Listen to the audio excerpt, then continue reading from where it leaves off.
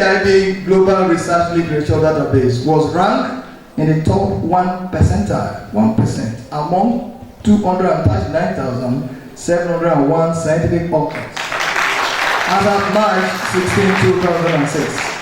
Professor Idemyor's current interest is primarily focused on professional practice development, clinical faculty development, and translational research. Ladies and gentlemen, I present to you this fine gentleman, this lead AUC scholar, this versatile professor, this multiple award winner, this professor who is here today and today in the United States of America, Professor Vincent Idemyor, to deliver the keynote address of the 41st Annual Regional Conference of the West African Society for Pharmacology. Use the opportunity to stand by the existing protocols to give you like an overview on where we are, where things are heading, and then so how we can move the science of pharmacology forward as far as the West African space, is concerned. It was written by one of the writers in the United States way back, and we still believe in it. Then a few years back, the Institute of Medicine in the United States published a paper, actually a document called Crossing the Quality Chasm.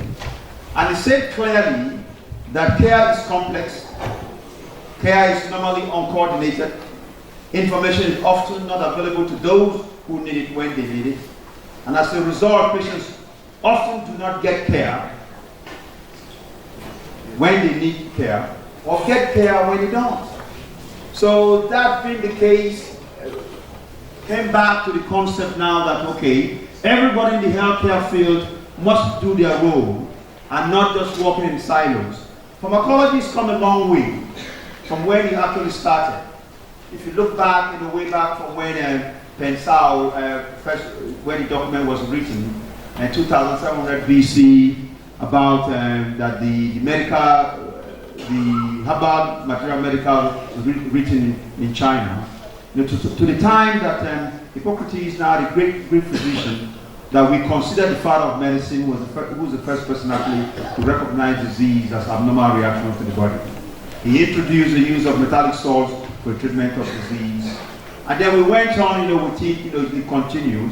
So when the Americans actually got involved with some of the science, and then in 1893,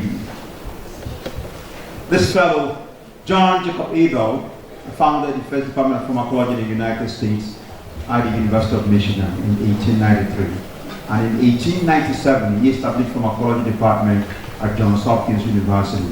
So based on that, the science actually moved, and then we started doing some exciting things. It's gone quite a lot more than that now, to the point where we looked at pharmacology as a field that involves all the disciplines. Now look at this. There's a link to all the biomedical disciplines, all the areas. That's why in some schools, in some medical schools, around the world, you won't see a department of pharmacology, because they link to everywhere. What it means that in every department, they hire the kind of pharmacologists they needed to assist in those areas to get the stuff done. And you can see right from clinical pharmacology, which is my own area, to pharmaceutical sciences, biopharmaceuticals, toxicology, pharmacoepidemiology, pharmacoeconomics, pharmacogenomics, and then pharmacogenetics and pharmacogenomics, which is what I'm doing, spending some of my time doing now when I get to the United States. So it's just quite a huge field where we have to get involved and get stuff done. Because care delivery, value chain, captures interaction between interventions and infrastructure, the configuration sequence and interdependence of the interventions. But value is created across the activities during the care cycle. Could I recommend that everybody takes his or her seat? It is very irresponsible to be sending photographs when a guest lecturer is speaking. Could we stop that? Hello, can you leave, please? Can you leave? of all the activities of care delivery system and more thoughtful deployment of resources. So what we need to ask ourselves in the face of what we're doing is value created across the activities during the activities, during what we do. Because sometimes we get into our own bubble and we think what we are doing is the most exciting stuff in the world. But value is not created. So that's why it's key that in this field, we now have to move a little bit further and then start looking at how we can integrate. We can integrate properly. So this particular slide here talks about the patient-centered care here. So the patient is actually the captain of the ship, is the champion. When I trained initially, the head of the team, or the head of the team, if of any medical team, which is most times the most senior person, was the captain of the ship. But over the years, things changed in the United States. So when we walk in the patient's room, even the people will ask us, they say, who is the captain here? So the captain here now is the patient. But when I trained, the captain was the most senior person in the team that we all respected.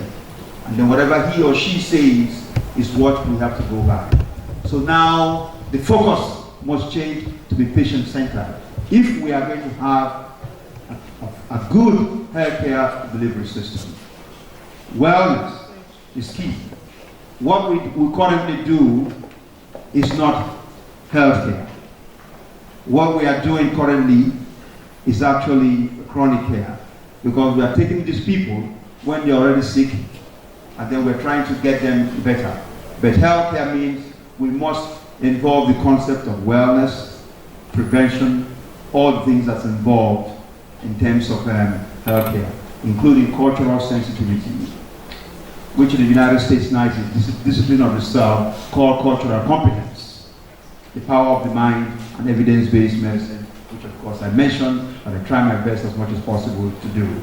So the era where a senior colleague will tell you, I've been around for 35 years and this is the way to do it, that era is over. You must provide the evidence and then show the evidence that whatever you're doing is the way to go.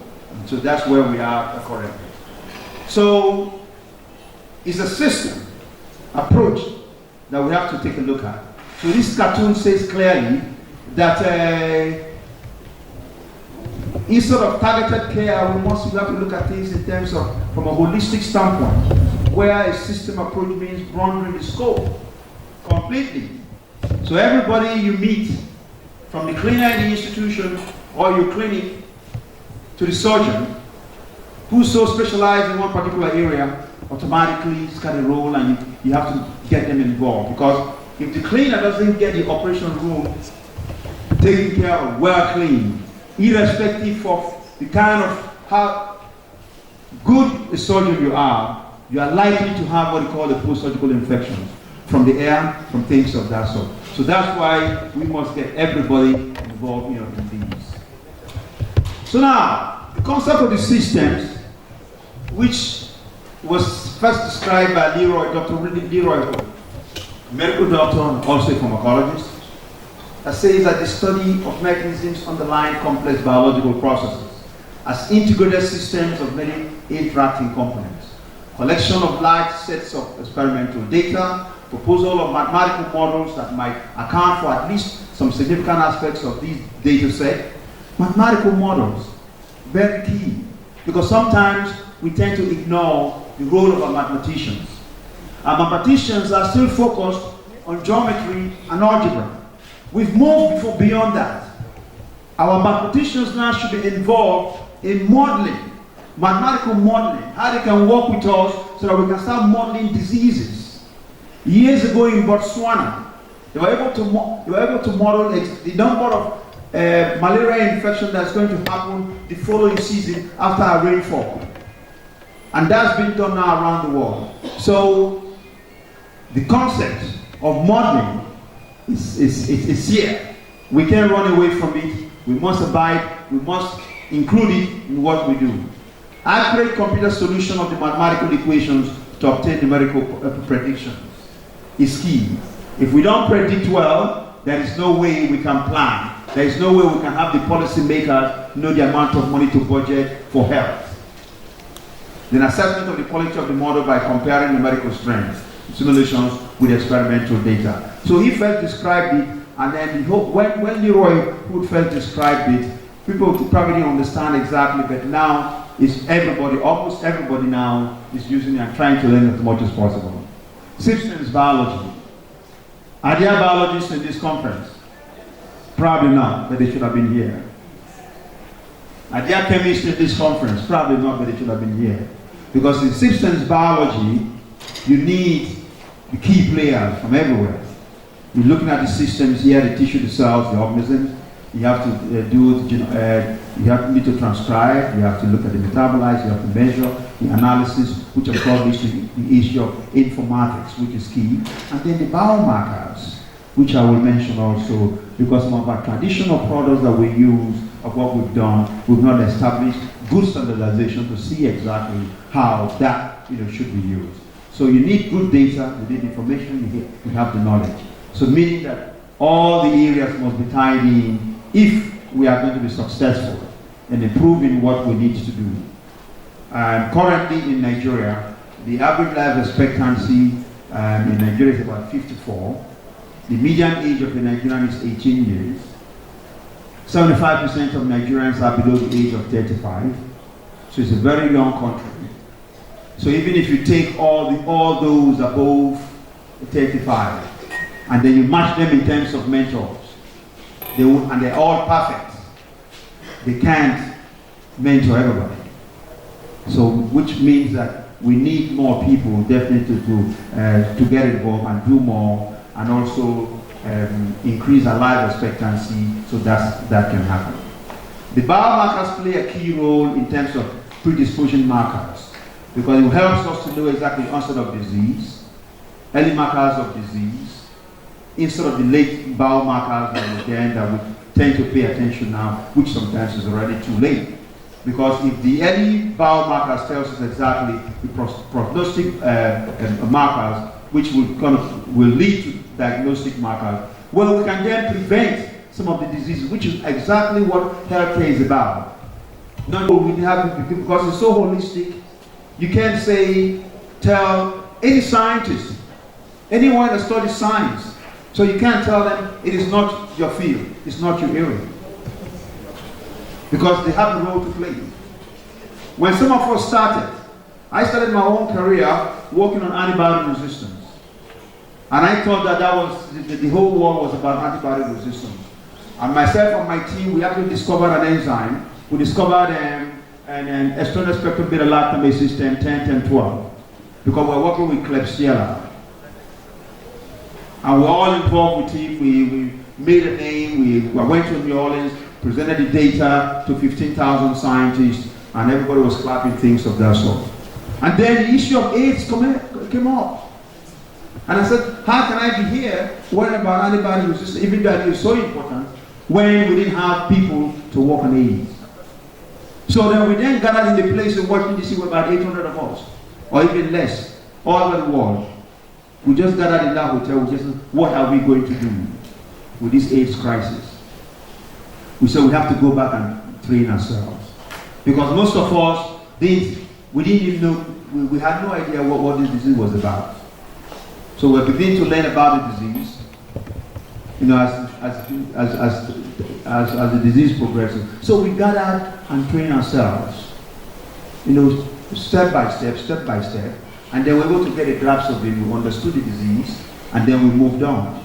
Because most times what happens in disease is that you understand the disease before you start looking for drugs to cure the disease. But in this particular case, we didn't even understand the pathogenesis of the disease. So it was more like trial and error. But we trained ourselves to the point that we got involved, that now HIV/AIDS is no more a death sentence in the United States, or even some other parts of the world that can afford to afford the medication. So that's what happens when you have an open mind and you are willing to learn new things, and not just being caught up in your own little shell thinking that this is what I was trained, this is my comfort level, and I'm not going to move out of that comfort level. So systems biology taught us quite a bit, from medicine to nutrition, which is very dear to me. You know, we have a lot of problems with nutrition in the United States, not because people can't eat, but in terms of weight. There's so much food in the United States that the food is also creating some problems. So that became dear to my heart in terms of how to eat well and stay healthy.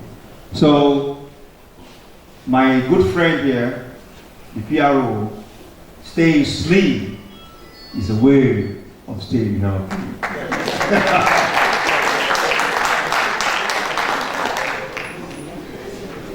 So the systems biology from medicine to nutrition. So this is definitely the area where pharmacologists must get involved with. Nutraceuticals, functional food, herbal medicine, all these things help. We're having some challenges in Nigeria regarding the issue of food, but that doesn't mean we'll give up. I'm sure you probably read that we are now the epicenter of poverty in the world, but we do have arable land, meaning that definitely we can reverse that trend, because there is more arable land in the state of Niger, which is up north, than you have in Holland. And if Holland can afford to export food, we also can afford to feed our people and export food. So it's definitely something you shouldn't. It's so important that you shouldn't leave this area alone for those that study agriculture. Food, it's so important that everybody in the healthcare system must get involved to understand it, and then we work with those with agriculture so that we can get healthy living. Metabolic syndrome, which is definitely is something that we studied for quite a bit over the years, and we're able to know what happened regarding the concept of staying healthy with food and all the different things that led to the concept of metabolic syndrome, and then we're able to design now the therapies that should be used for metabolic syndrome. So that tells you how disciplines cause people work across disciplines, willing to work with other people, and then to get the template going.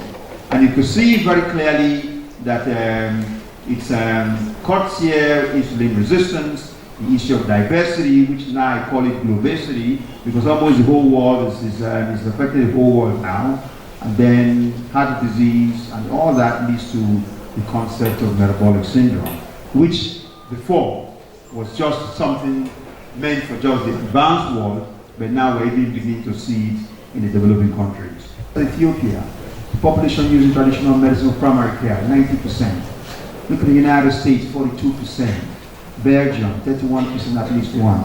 It boils down to the biological response, the herbal fingerprints, and the biomarker fingerprints, which I did mention initially in terms of the fingerprints of the disease, early biomarkers and late biomarkers. So with these biomarkers, we're able to link all this together, and then scientific evidence and quality control, where clear cut, we can then say, okay, we have it together and we know exactly what to do when it comes to linking herbal composition with bioactivity. Because right now, what is happening is the haphazard approach, where you take one herbal product from one place, you take it to another, you bring another one, the same people tell you that this is the quantity inside, you measure it, it's probably not the same quantity. So there's got to be a way that we have to find a way to standardize and make sure that these things happen. So healthcare systems are in need of fundamental change. And I think pharmacologists, we do have a role to do that. A big role to do that. You can't say, well, I'm a basic scientist, so I'm not going to work with the clinical people. No. The basic people need you, you also need the clinical people. That's how some of us were able to do few things with it, because we're open-minded enough to work with those in the basic science, which of course I will give you some examples of, using my own example of what I did, working with those in the basic science, and how we're able to move some few things forward. So now, the paradigm shift is from acute care to chronic care. So for acute care, the focus is care, the illness is fragmented. For chronic care, the focus should be prevention, and the care should be coordinated. There is no way we can coordinate this care if you're not involved. This field dates back, way back to more than many disciplines.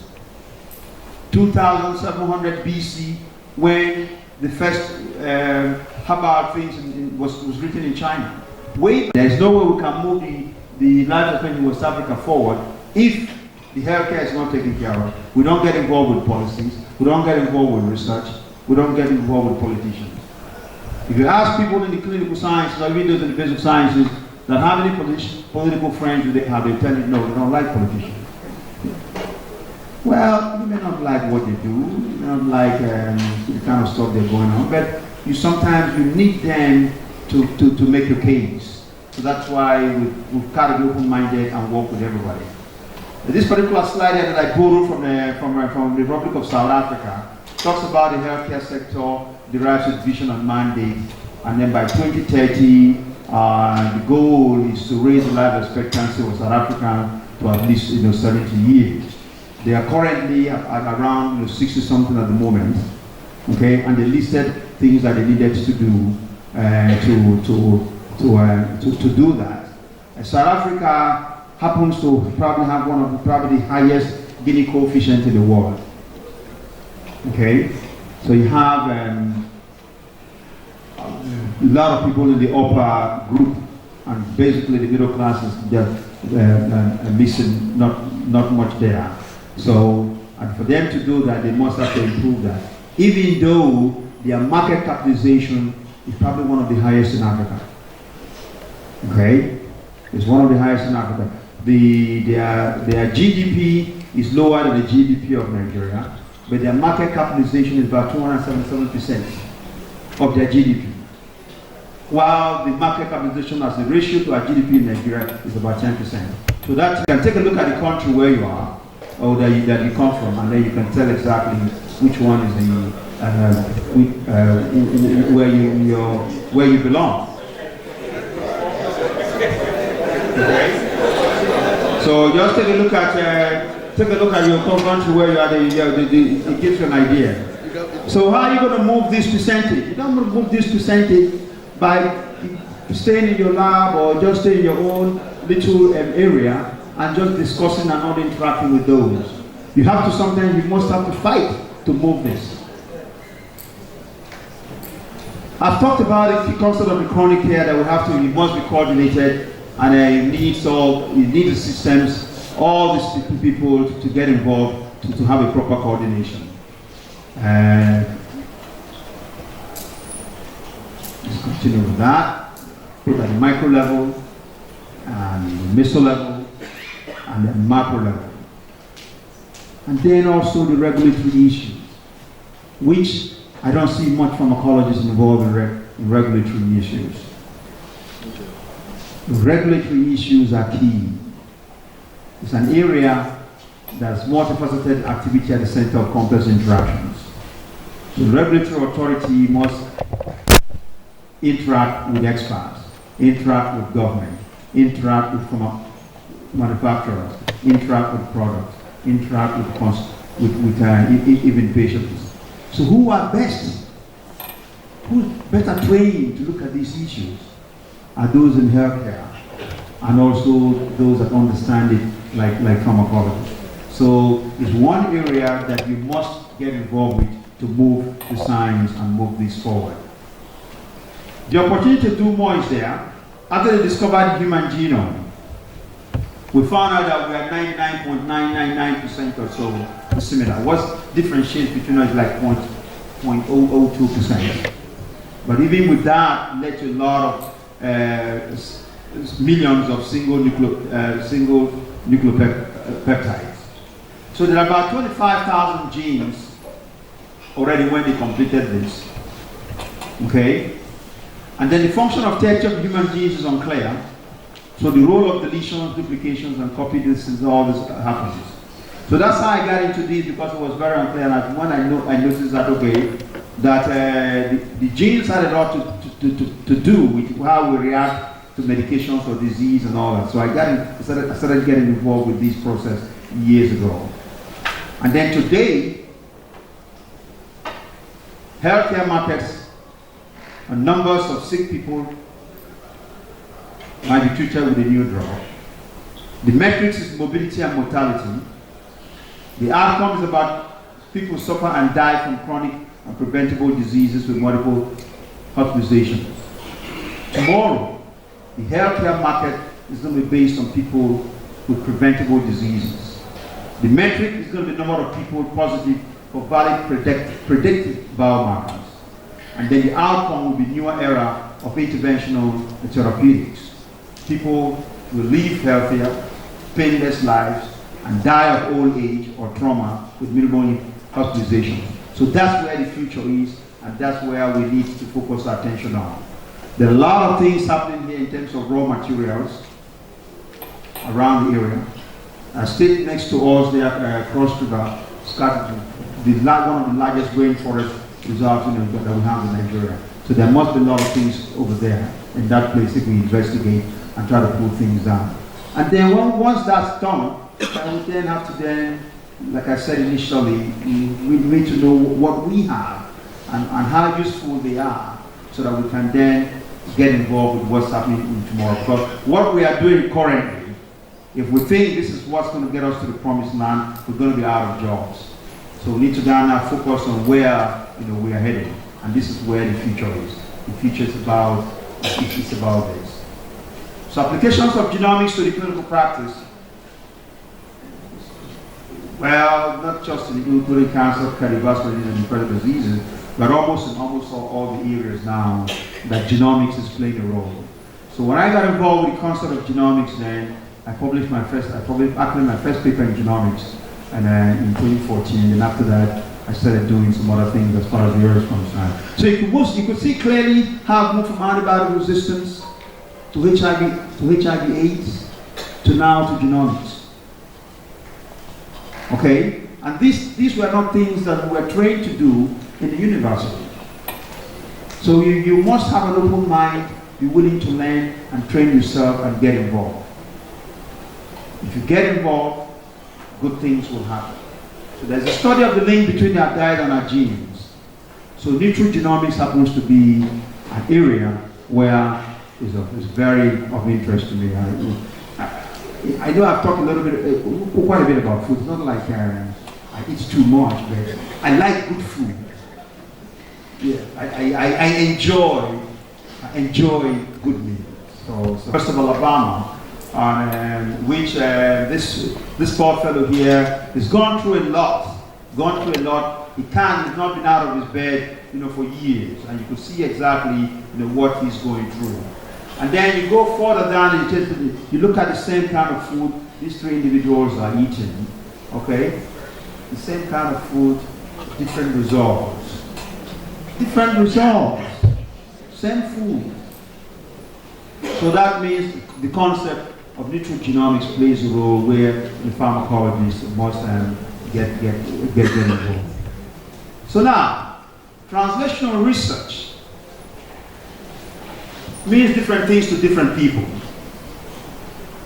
My own concept or understanding or interest in translational research started when I was in Chicago. We were treating those with HIV disease. Some of the people who had HIV disease had the virus, but they never got sick. And we kept wondering, what's going on? They never got sick. We had a few of those in Chicago. We kept monitoring them over the years, over and over, 10, 15 years, they didn't get sick. So that's how my interest in this started. And I observed that, at the bedside. So it's about taking information from the bench to the bedside, and information from the bedside back to the bench. So I define it as the iterative process of biomedical investigation that begins by asking questions at the bedside, addressing the answers in the laboratory, and returning potential solutions to the bedside. Which is key, which is definitely key in what we need to do here. I remember days, for those of you with with silver lining in your hair. You remember there was a time that we did bedside cold agglutinin to diagnose Legionella. Today, we don't do that anymore. We're using urinary antigen to diagnose a Legionella disease. And that's because of our observation of that's because we're working with basic science people to develop new things. Even though the bedside cold agglutinin was okay at the time because that's what we did, but if today you're trying to do that, people will look at you and tell you that you're practicing quackery. Because there are excellent ways now to do it. So that's what the beauty of this. So when we observed that, then that these people were not dying from HIV, so the investigation started. That what is going on here? We found out that the chemokine that was responsible for these, some of those chemokines were absent in some of those individuals. So the people with the wild type CCR5 had no more progression of the disease. Those with just a one copy, about less than 20% of them had a delayed progression. And those that were completely absent, no progression whatsoever. Like those in the Scandinavian countries that we found out clearly that a small percentage of those people don't have the CCR5, so there's no way they can progress even when you inject them with the virus itself. And for just those with just one copy, it progressed. So though we found out clearly that the people we are seeing in Chicago that didn't progress at all had just one copy of the CCR5. Mostly T1s and T2s. The transfer of understanding disease mechanisms gained in laboratory, which is what you do mostly now, the development of new methods for diagnosis, therapy, and prevention. And also the T2s for those of you that's involved in clinical work, the translation of results from clinical studies into everyday clinical practice and healthcare decision making. T2s are the ones I get involved with a lot in the United States. I'm hoping that I'll get involved with that here, because in the history of our dear country, we've not had up to 10 successful clinical trials. I'm talking of phase 3 clinical trials since independence till today. We've not had up to 10 successful phase 3 clinical trials like you said yesterday that we started. So we don't want to just be a country where people are coming to send your isolates, but come to do A, B, C, D, E, F, or let's recruit your patients and get some findings going. We want to be part of designing the trial, get involved with the trial, taking ownership of some of the trials, so that and the only way we could do that is that since we are not many in terms of those in the scientific discipline and healthcare discipline, we must have to work together as a group. Work together as a group, think outside the box, and get engaged. And then for those without silver lining, you probably need to work a little bit harder in your hair. Maybe 40 hours a week is not going to be good enough. You probably need to do 60 hours a week. And so that guys with the silver lining, I'm beginning to have some myself here. When I look up now, I can take a back seat and enjoy some good meal and drink wine and things of that sort. So that's key. So T3s and T4s, dissemination and implementation of research, community-based participatory research. And the key questions are there, which means that you must have to get the people involved in social medicine, involved in some of these, so that the public health policies can be adequately outlined well, and then we can make good policies, good funding, so that we can get this stuff done. I was in this bubble a few years back, where I thought that this is where life is. I was concerned about HIV, tuberculosis, mostly infectious diseases, things of that sort. And we all thought we were in the bubble. We had a good time, things of that sort. But all of us that fell in the bubble, we later found out as we got older that, hey, there's more to life than what we're doing. We got to worry about all these other factors, environmental factors, nutrition, water and sanitation, economic development, housing, transport, technology.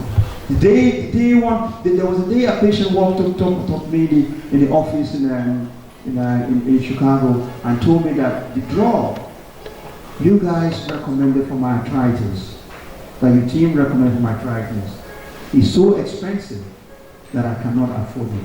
It was an eye-opener. But at the time we thought that, oh, we've done the best thing in the world.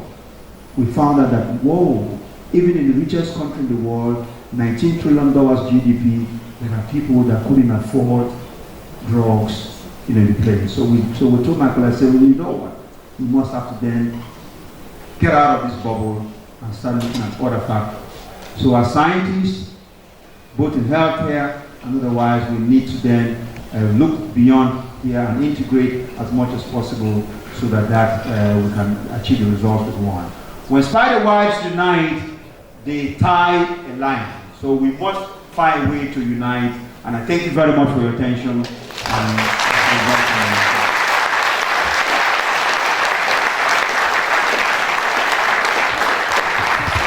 Lights on, please. Let's have the lights back. Can you bring back the lights, please? Keep on the light, thank you. So all this from Professor Idemyor. I keep clapping for him. Thank you, God.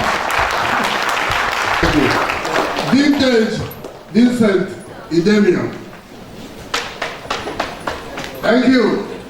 Thank you.